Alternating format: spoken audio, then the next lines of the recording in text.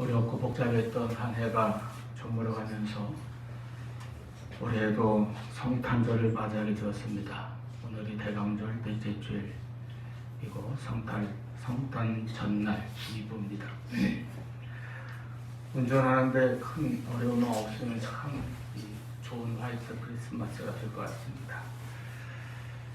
해마다 연말에 또 한 해가 이렇게 지나가는구나 하는 그런 어수선하고 또 한편으로 아쉽고 착잡한 그런 기분이 드는 이 시기에 우리가 이렇게 성탄절을 맞이하여 새로운 희망과 기쁨을 누리게 되는 것도 하나님의 특별한 은혜요 선물이라고 생각합니다. 성탄절의 주인공은 아기로 태어나신 예수님입니다. 하나님의 아들이 세상에 오셔서 우리의 구주가 되셨는데 그렇게 세상에 오시기 위하여 예수님께서는 마리아를 통해 인간의 아기로 탄생하셨습니다. 인간의 몸을 입으신 것입니다. 예수님의 탄생은 인류의 역사를 바꿔 놓았습니다. 그래서 역사를 기록할 때에 예수님의 탄생을 기준으로 하여 그 이전과 이후로 구분이 됩니다. 이것이 이제 BC와 AD라고 하는 표기법이죠.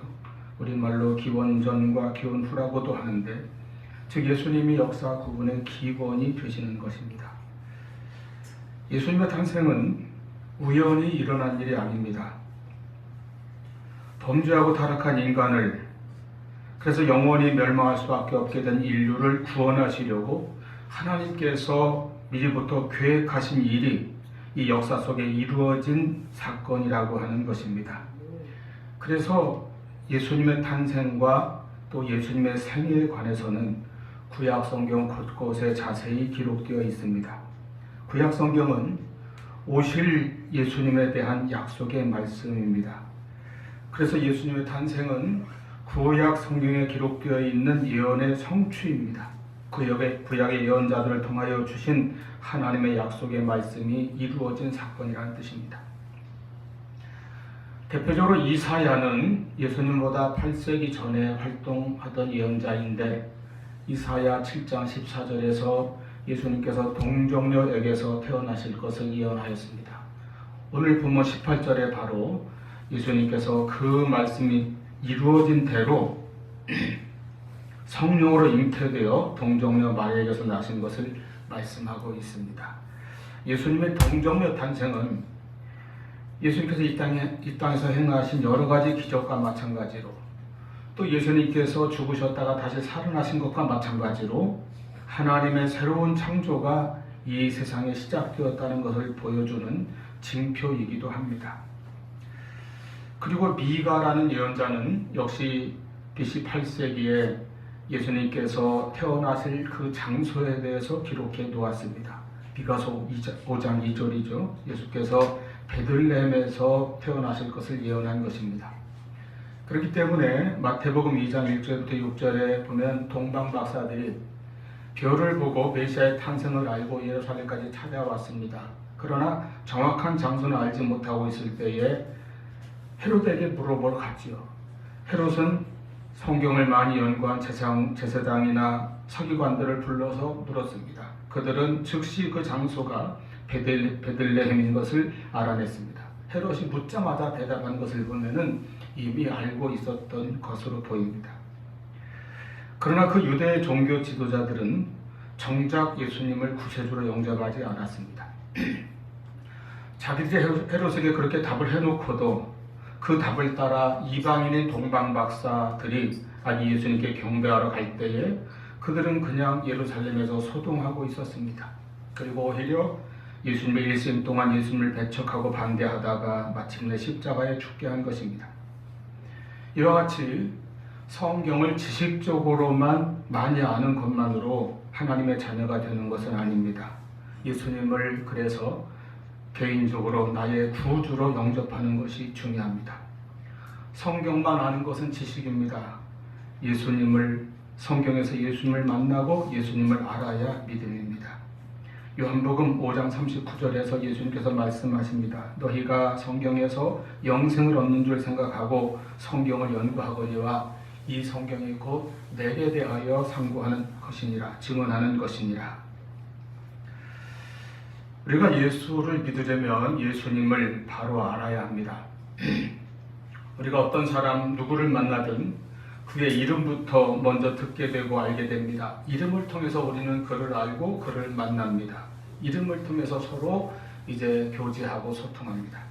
오늘 본문에 보니까 아기 예수님께서 태어나시기 전 그에게 두 가지 이름이 주어졌는데, 하나는 21절에 기록되어 있는 예수라는 이름이고 하나는 23절에 나오는 임마누엘입니다. 그리고 또 본문에는 예수님의 직분을 알려주는 칭호가 하나 또 있습니다. 18절에 보면은 예수 그리스도의 나심은 이러하니라 이렇게 시작되죠. 예수의 나심이 아니고 예수 그리스도의 나심이라 하여서 그리스도라는 칭호가 하나 더 나옵니다. 예수는 이름이고 그리스도는 직분을 말하는데, 그리스도라는 말은 문자대로는 기름 부음을 받은 자라는 뜻입니다. 히브리어로는 메시아이고 헬라어로는 그리스도이고 한자로는 기독입니다. 예수님은 하나님께서 기름 부어 세우신 왕이요 중보자 되시는 대제사장이요 하나님의 말씀을 선포하는 예언자로 오셔서 우리의 구주가 되셨습니다. 우리의 메시아가 되신 것입니다. 그리고 예수와 임마누엘이라고 하는 이 예수님의 이름은, 이 이름들 안에 예수님께서 이 세상에 오신 목적이 분명히 담겨 있습니다. 먼저 예수라는 이름은 무슨 뜻입니까? 21절에 보시면 그 이름을 알려준 주의 사자가 가르쳐 주었습니다. 자기 백성을 그들의 죄에서 구원할 자라는 뜻입니다. 이는 그가 자기 백성 아들을 낳은 이름을 예수라 하라. 이는 그가 자기 백성을 그들의 죄에서 구원할 자이심이라 하니라. 예수님은 우리의 구원자이십니다. 우리의 죄를 속량해 주실 주님이십니다. 그리고 이제 임마누엘은 무슨 뜻입니까? 거기 또 23절에 나와 있는 것처럼 이를 번역한즉 하나님이 우리와 함께 계시다 합니다. 임마누엘은 하나님이 우리와 함께 하신다는 뜻입니다. 그러므로 아기 예수의 탄생은 하나님이 우리를 구원하신다는 증거이고, 또 하나는 하나님이 우리와 함께 하신다는 증거입니다. 바로 임마누엘의 은혜입니다. 사실 이 임마누엘은 성경 전체의 주제라고도 말할 수 있습니다. 하나님께서는 우리와 함께 하시려고 천지만물을 창조하시고 인간을 만드셔서 에덴 동산에 두셨습니다. 그 동산에서 인간은 하나님과 함께 하였습니다. 그런데 아담이 하나님의 명령에 불순종하고 언약을 깨뜨림으로 범죄하였습니다. 그는 자기 죄를 깨달았을 때에 두려워서 숨었습니다. 죄는 이와 같이 인간을 하나님으로부터 멀어지게 합니다. 피하고 숨고 하나님을 떠나가게 합니다. 자꾸 멀어지다가 결국 하나님을 부인하게 되는 것입니다. 아담이 죄로 인하여 이렇게 하나님을 피하여 숨었을 때에 하나님은 그를 찾아오셨습니다. 죄를 지은 인간은 하나님을 멀리하고 하나님을 배반하고 떠나갔지만 하나님께서는 그를 다시 찾으시고 그의 죄와 허물과 수치를 가르워 주셨습니다. 이것이 임마누엘의 은혜였습니다. 이스라엘 백성을 하나님의 백성으로 택하신 것도 하나님이 인간과 함께 하시기 위함이었습니다. 또 율법을 주시고 성막을 주시고 제사와 절기를 주신 것도 하나님이 죄인인 인간과 함께 하시고자 하는 은혜의 방편입니다. 그러한 방법들을 통하여 하나님께 나아와서 하나님과 함께 하자는 것입니다. 이제 하나님께서는 보다 분명하게 확실하게 우리와 함께 하시기 위하여 독생자를 보내셨습니다. 하나님이 사람의 몸을 입고 이 땅에 오셨습니다. 말씀이 육신이 되셨습니다. 우리와 똑같은 육체를 가진 아기로 탄생하셨습니다. 그분이 바로 임마누엘 되신 우리 구주 예수 그리스도이십니다. 이 예수님의 또 하나의 이름 임마누엘이라는 이름을 이미 700여 년 전에 이사야를 통해서 예언하게 하시고 가르쳐 주셨습니다. 그리고 오늘 본문 22절에 보니까 이 모든 일이 된 것은 주께서 선지자로 하신 말씀을 이루려 하심이니, 이와 같이 예수님이 임마누엘로 오심으로써 하나님의 말씀이, 하나님의 약속이 응하여 그대로 이루어졌음을 우리에게 보여주고 있는 것입니다. 여러분, 임마누엘, 하나님이 우리와 함께 하신다, 함께 계신다. 이 험한 세상을 살아가는 우리들을 거와 같이 그저 버려두지 아니하시고 하나님이 늘 나와 함께 하신다는 것을 우리는 예수님의 탄생을 통해서 믿을 수가 있습니다. 예수님의 탄생이 바로 하나님이 우리와 함께 하신다고 하는 가장 확실한 증거가 된다는 말씀입니다. 이렇게 예수님의 또 다른 이름이 임마누엘인 것은 예수님의 탄생이 바로 임마누엘의 복음이요 임마누엘의 증거임을 말해줍니다. 내가 연약할 때나 실패할 때나 또는 넘어져 있을 때나 병상에 있을 때나 홀로 방황하고 고독할 때나 늘 하나님은 나와 함께 하십니다. 때로는 힘들고 지쳐서 쓰러질 때에도 하나님은 나와 함께 하십니다. 요한복음 14장 18절에 주님께서는 사랑하는 제자들에게 말씀하셨습니다. 내가 너희를 고아와 같이 버려두지 아니하리라. 오늘 우리도 이 임마누엘의 약속을 굳게 믿으시기 바랍니다. 그러면 예수님은 어떻게 우리와 함께 하셔서 임마누엘이 되십니까? 임마누엘의 그 은혜의 구체적인 내용은 무엇입니까? 첫째로 예수님은 우리를 구원하시려고 사람이 되셔서 이 세상에 오셔서 죄인에게 구원의 임마누엘이 되셨습니다. 여기에 우리의 구원이 있습니다. 하나님께서는 죄로 인하여 멸망할 수밖에 없는 우리를 구원하시되 높고 먼 천국에서 그곳까지 너희가 힘쓰고 애써서 올라오라고 그렇게 우리를 부르시는 것이 아닙니다. 우리의 노력과 공로가 있어야 그곳까지 올라올 수 있다고 말씀하시는 것도 아닙니다. 하나님은 우리를 구원하시려고 친히 인간이 되셔서 우리 곁으로 내려오셨습니다. 올라오라가 아니라 내가 내려가겠다입니다. 그래서 아기로 탄생하신 예수님의 탄생이 곧 임마누엘의 복음인 것입니다. 예수님이 직접 내려오신 것이죠. 하늘 보좌에서 이 땅으로, 그리고 거기서 더 내려오셔서 죄인의 자리에까지, 그리고 마침내 십자가의 죽음에까지 주님은 내려가셨습니다. 이런 우화가 있습니다. 어떤 사람이 험한 산길을 가다가 깊은 구덩이에 빠지게 되었습니다. 아마 맹수를 잡으려고 파놓은 것인지 그 구덩이가 너무 깊고 험해서 도저히 자기 힘으로는 올라갈 수가 없고 꼼짝없이 그 안에서 죽어가야 할 운명이 되었습니다. 사람 살리라고 소리를 지르고 있는데 한 사람이 지나가다가 구덩이 속에 그를 내려다보면서 말합니다. 참 안 됐구만. 이건 당신이 전생에 지은 죄의 업보이니 천을 마시오. 그러고 지나가 버렸습니다. 얼마 후 다른 사람이 지나가다 내려다보더니 내 그럴 줄 알았지. 그만큼 조심하라고 타일렀건만 그렇게 길을 잘 살펴보지 않고 걷다가 그런 데나 빠져서 부모님이 주신 소중한 신체를 함부로 상하였으니 얼마나 불효인가. 늘 조심하는 것이 상책 아닌가 라며 혀를 차더니 그냥 가버렸습니다. 얼마 후 한 사람이 다가와 내려다보더니 잠깐만 기다리시오, 내가 건져주리라 라며 구덩이에 뛰어들어와서 자기 온몸이 상처투성이 피투성이가 되어가면서 그 사람을 건져 올렸습니다. 하나님의 구원 방법은 바로 이런 것입니다. 그렇게 이 세상으로 죄인인 인간들 곁으로 찾아오시고 내려오신 구원자가 임마누엘 예수님입니다. 누가복음 19장 10절에 예수님께서 친히 말씀하신 대로 주께서 세상에 오신 것은 잃어버린 자를 찾아 구원하시기 위함입니다. 또 마가복음 10장 45절에서 인자가 온 것은 자기 목숨을 모든 사람들의 대속물로 주시기 위함이라고 하셨습니다.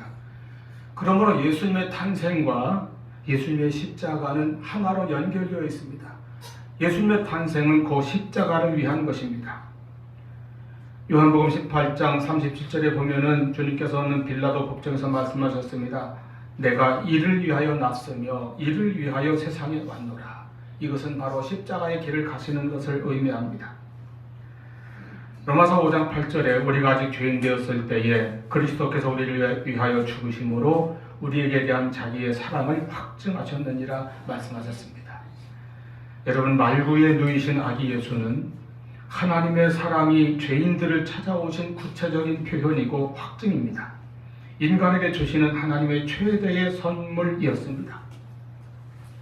십자가에서 예수님은 우리 죄를 대속하는 죽음을 당하사 죄인들에게 임마누엘 되시는 하나님의 사랑을 보여주시고 구원을 이루신 것입니다.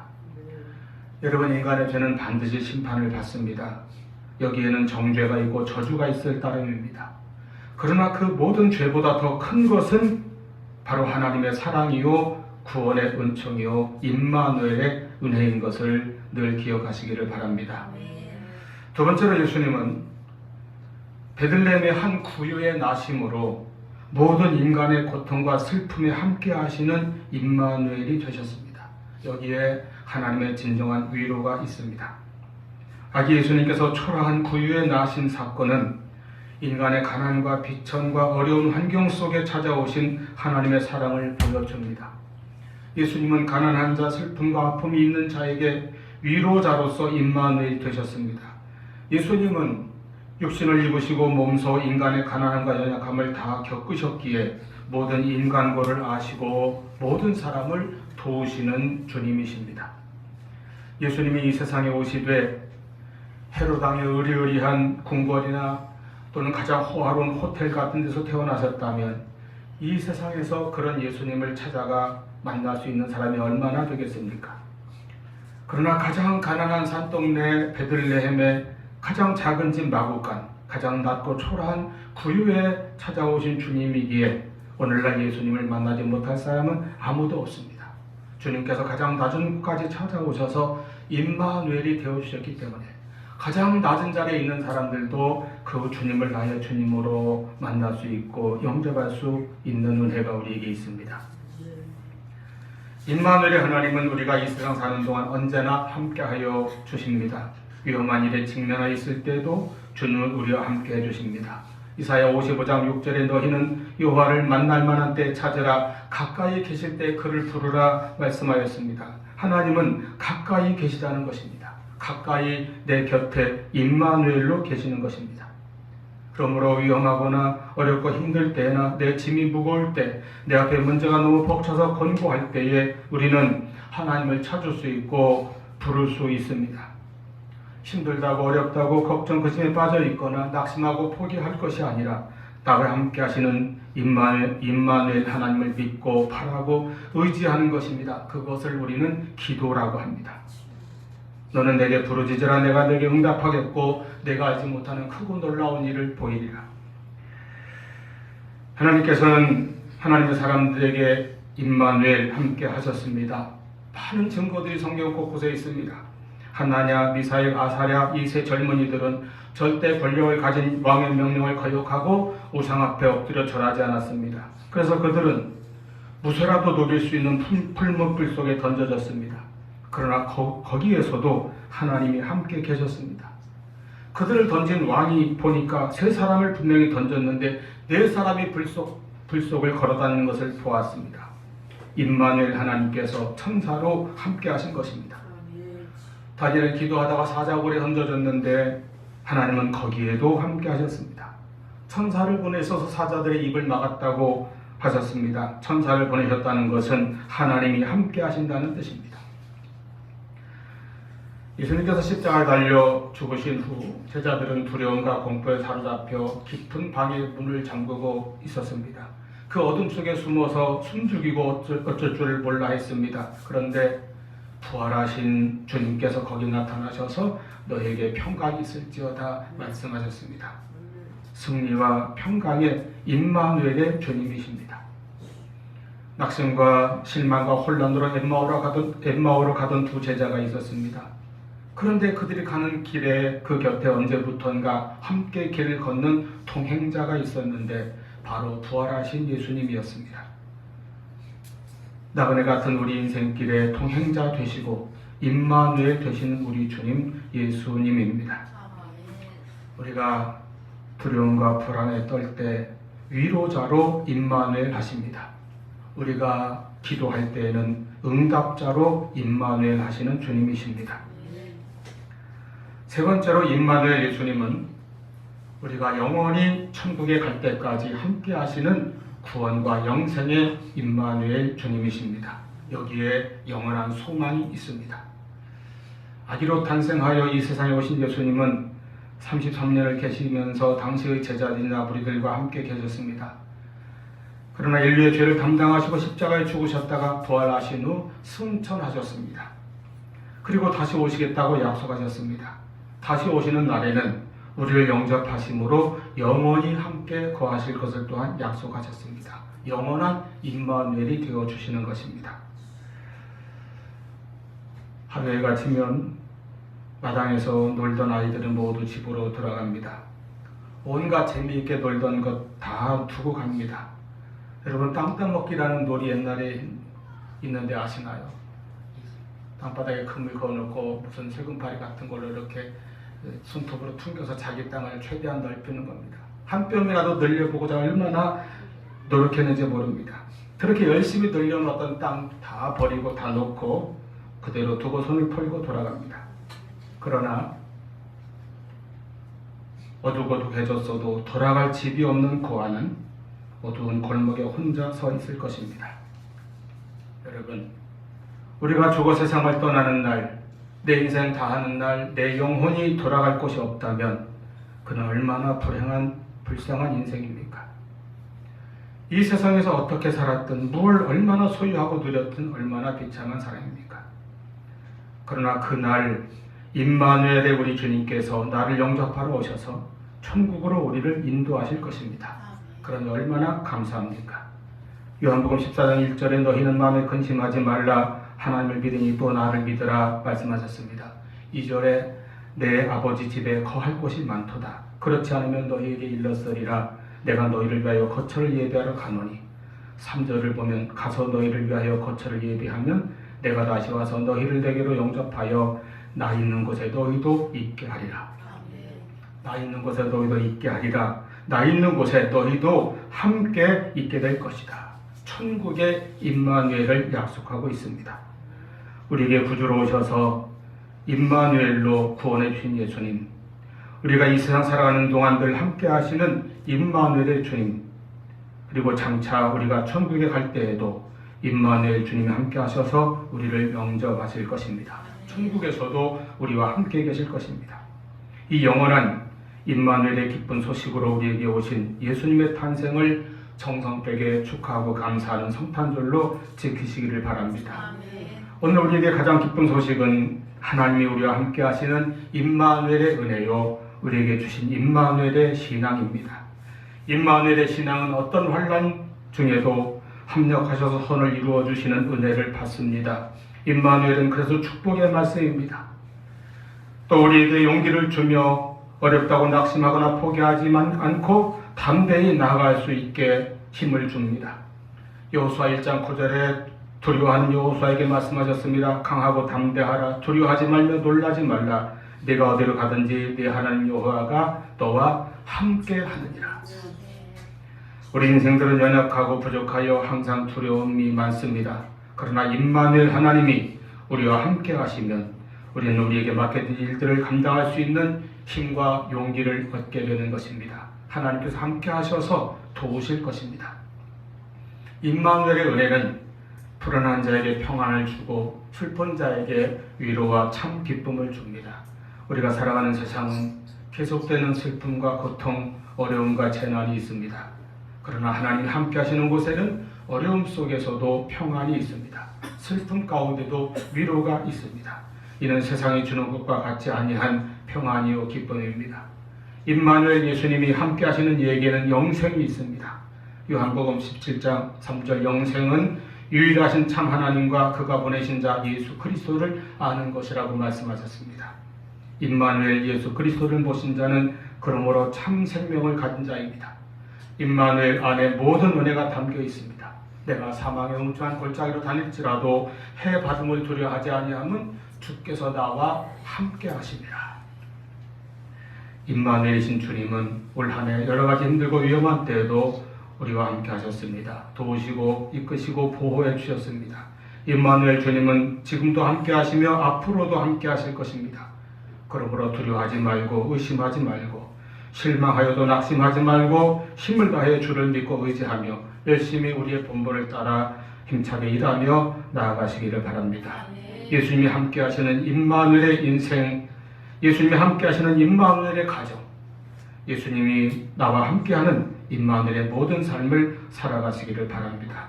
예수님을 모신 그 심령에 언제나 임마누엘의 축복이 함께할 것입니다. 이 임마누엘의 은혜를 우리에게 주시려고 탄생하신 우리 주님의 이 성탄의 은총과 축복이 여러분 한 분 한 분에게 또 여러분의 가정에 충만히 임하기를 축원합니다. 기도하시겠습니다.